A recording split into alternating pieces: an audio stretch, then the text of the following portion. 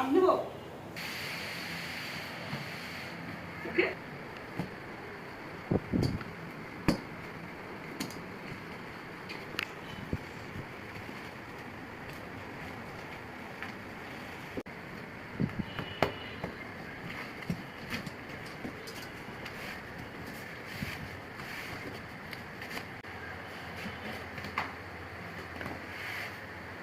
সুন্দর স্মেল আসতেছে। অনেক সুন্দর গন্ধ আসতেছে, তাই না?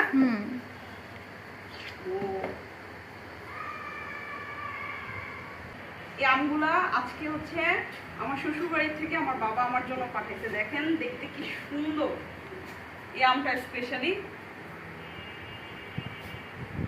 আমাকে বলেছে যে বড় আম পাঠাইছি, নিচে তুমি বেড করে নিও। অনেক সুন্দর। এখন কয়েকদিন শুধু আমাদের আম আর আম চলবে।